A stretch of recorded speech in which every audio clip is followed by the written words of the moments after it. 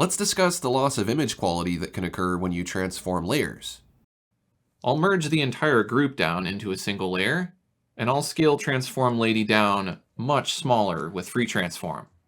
I'll commit to the transformation, then I'll transform her again and scale her back up to approximately her original size.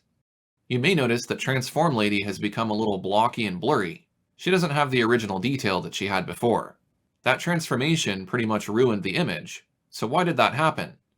If we go back a few steps to restore her original detail, this layer is made up of pixels, individual dots of color that make up the image. So if we go to Canvas Resize, you can see this is 3000 pixels wide by 2400 pixels tall. She's not taking up the entire canvas here, but the point is that it takes a lot of pixels to make up this one image. When I scale her down very small, there are fewer pixels to give detail to Transform Lady. You may need to disable high quality display mode to see the pixels. Originally, there were many more pixels in her eye, but now there are only 100 or so.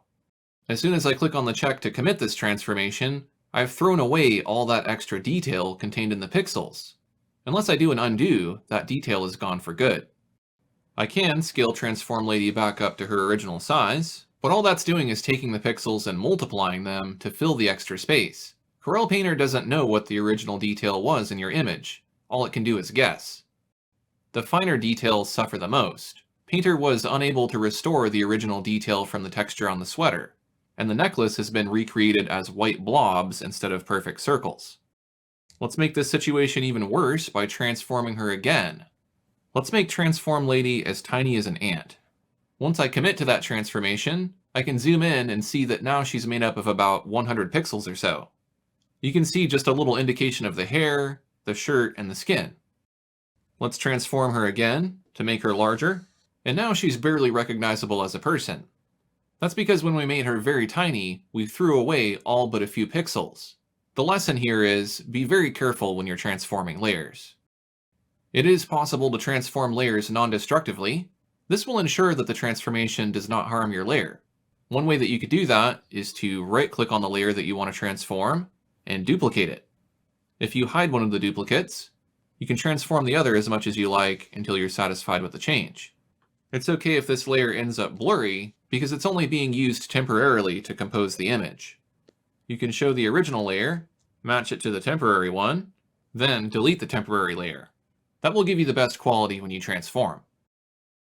I'll merge this group. Another way to transform non-destructively is to right-click on a layer and choose Convert to Reference Layer. The layer icon changes, indicating that this is now a reference layer. I'm able to scale, rotate, and skew the layer without a loss in quality. But now the problem is that I'm not able to see my image as I'm transforming it, nor am I able to constrain the proportions by holding Shift. I can make Transform Lady really tiny, and then bring her back up to scale, and you can see all of her original detail is still there. If I try to go to Free Transform, then it's going to convert this reference layer into a default layer. So unfortunately, this feature is not as useful as it could be. If you happen to own Photoshop, you can also save your work as a PSD and convert your layers to smart objects to get the same effect as reference layers, except you will be able to constrain the proportions and view the image as you're transforming it. If you find you're doing a lot of transformation, you might want to try adding Photoshop to your workflow.